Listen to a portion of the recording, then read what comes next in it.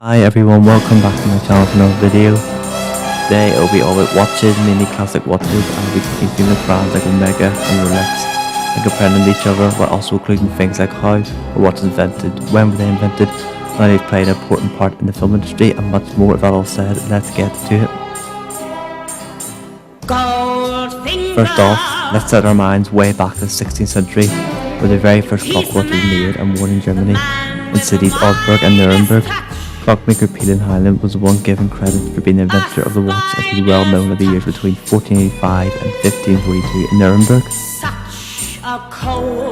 While he was given the credit for creating the clock watch, there isn't actual hard proof it was him, as there was loads of clockmakers in Germany around the time. It was Johann Cocculus who passed the message and responsible for Highland's fame. These clock watches were mostly worn around a chain around the neck for style, rather than to actually tell you the time, which just shows you've always been a bit style like even back in the 16th century. Now, let's see how long it took for the first electric watch to be made in 1957. The Hamilton Watch Company would be the first to produce and put an electric watch on the market. Hamilton are a huge watch company today.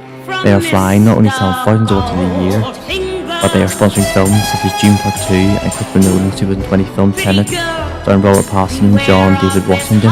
And I'm sure you've heard of them, as they have got plenty of sponsorships. Looking at the watches of today and the big companies that supply watches, you may have heard the likes of Rolex, Seiko and Omega. They'll be mostly focusing on Omega and Rolex, as they'll be more what I prefer. Also, they have some great appearances in certain films, which you may already know, and I will leave the touch for that later on.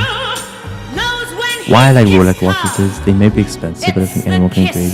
They look luxury and they look great on the wrist. But there's many other features about them you may not have known, some cool hidden ones,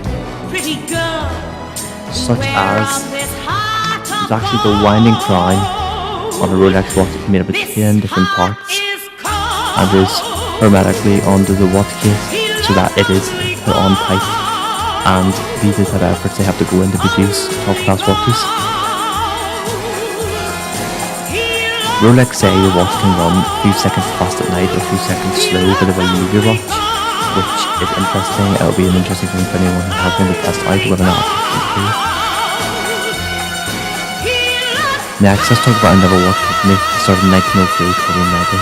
You're a Swiss company and are actually a subsidiary of the Swatch Group, who supply many watch companies and are the biggest watch manufacturer in the world.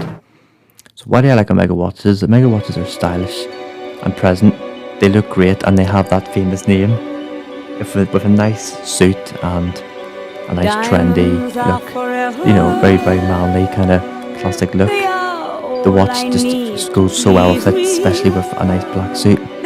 And they are expensive, but I feel like the purchase is worth it if you ever get the chance to get one.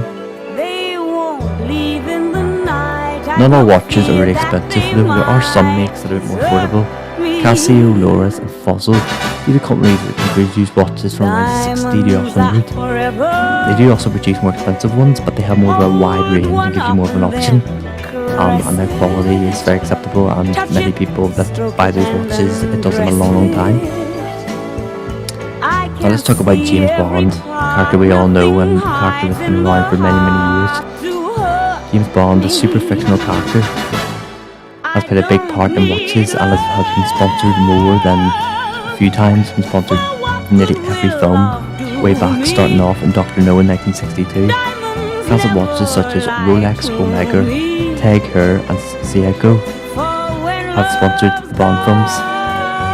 These smartwatches have features not all classic watches have,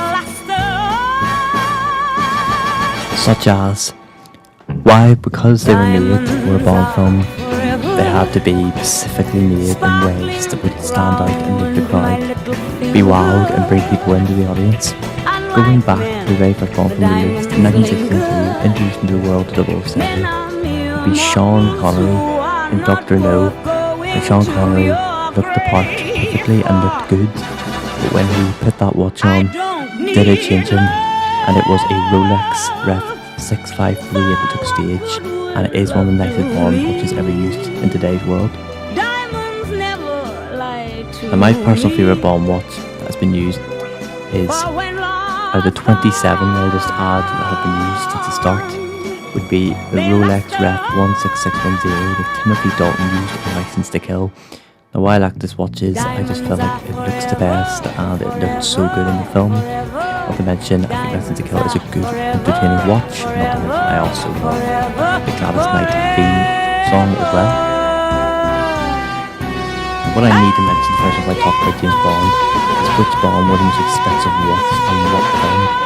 In 1960, in the release of On Her Majesty's Secret Service, James Bond, portrayed by George Lazenby in today's world, was the most expensive watch ever used. I think the price between $30,000 to $40,000. What you can make of that is up to you, and maybe you think that is ridiculous, but it just shows the money that goes into these films. Now, what make provided this film that it's going to be boring, but it is Rolex Ref 6238 and it is on top. This watch is very nice and classy, so I don't think the price is that shocking.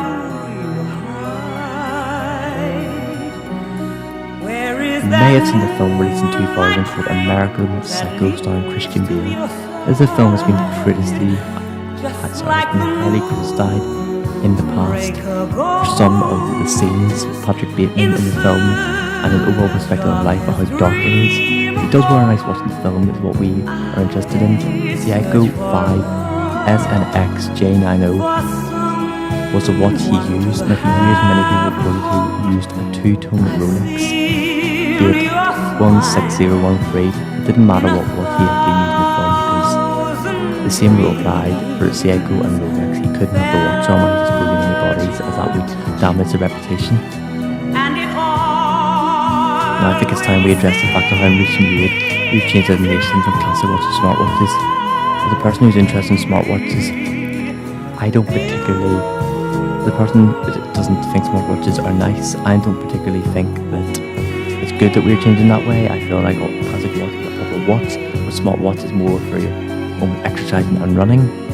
But I can't be completely negative about smartwatches because they do have some good features and that for people in the past. But I know that for a fact that the Apple and the Samsung of the world are pleased about this, as that is more money coming in free for them. So what other companies make watches? Well, I've mentioned Apple as being one, and they would be the leading smart company in the world at the minute for the smartwatches. It is impressive. They can do stuff like control lights in your house, and they can monitor your heart rate, and they can actually let people know if they're going to have a heart attack, and have saved some people's lives in the past. So they do have some nice features. Classic watches just all the time, but then again, it's not been a watch. That is what a watch is all about, and having features. So whatever your preference. I've already said that for classic watches, it was what my reasons. The first one being classic watches are proper watches, actually look good on this. Secondly, classic watches are manly and have a good history, and a smartwatch only charged every other day with enough battery could do up to 2 years, even longer. So for me, it's a lot easier to manage. Lastly, to summarise this video, I'll tell you guys why I decided to do it with watches. I suppose some of the things are different and new to me. It took a lot of time and it took a lot of effort to research about this, but I did enjoy it. I'd really appreciate if you'd hit the like button on this video and hit that subscribe button if you're not subscribed, and you will get a lot more content and a lot more of education on this channel. Thanks for watching, and I hope you enjoyed it, and I will see you on the next one.